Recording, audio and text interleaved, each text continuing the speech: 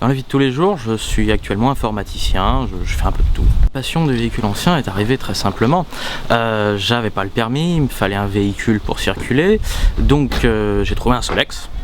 Je me suis dit, oh c'est sympathique et tout, puis je me suis fait doubler un jour par une 2 chevaux, parce que j'étais en panne, et il me dit, bah vas-y rentre là à l'intérieur et puis on va faire le tour.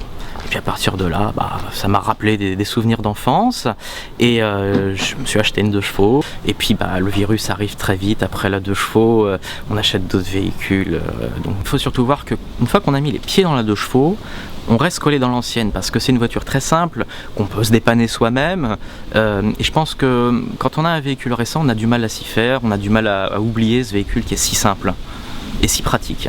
J'aime les véhicules anciens parce qu'il y a un style, il y a quelque chose. Quand on arrive à un feu rouge avec un véhicule ancien, tout le monde se retourne. Non, c'est vraiment pas la voiture de tous les jours, on est différent. Alors pourquoi la voiture de police? C'est vraiment un hasard. Je cherchais une nouvelle voiture, je suis tombé sur cette Renault 14 de la police et voilà, j'ai accroché tout de suite, je me suis débrouillé pour l'obtenir. En plus c'était des copains.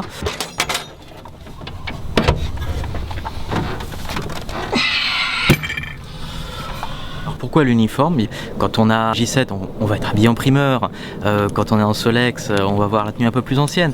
Non, je pense qu'il faut vraiment jouer le jeu à fond, tout simplement. C'est une Renault 14 TS qui a appartenu à la police, à la compagnie du périphérique. Elle a commencé sa carrière dans les années 80, elle l'a fini au milieu des années 80. Elle roule à 200, elle a 105 chevaux parce qu'elle était modifiée à l'époque par les ateliers de la police.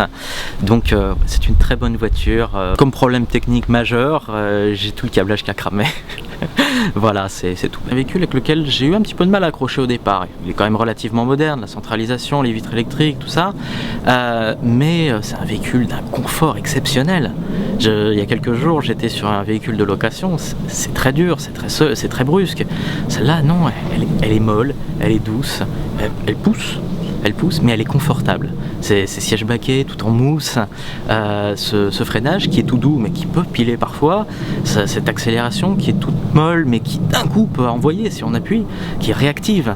Non, c'est vraiment une voiture confortable. Je vais me faire arrêter 3-4 fois par la police, uniquement pour me prendre en photo devant, pour qu'ils se freinent, pour qu'ils me racontent leurs anecdotes qu'ils ont eues à bord.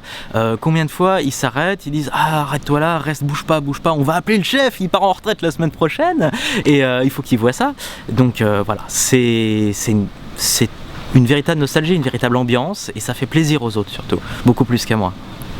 Je vois combien il y a de personnes qui ont 30, 40 ans qui me disent « Mais je roulais là-dedans quand j'étais petit ». Des personnes qui ont 50 ans qui me disaient « Oui, j'avais celle-là. Puis regarde bien, à tel endroit, il y a telle pièce qui est fort sympathique, il y a telle chose qui se règle comme ça. » J'apprends aussi des choses. Et non, voilà, c'est comme tout véhicule ancien. On discute autour. C'est pas comme un véhicule moderne où est-ce qu'on regarde passer comme ça.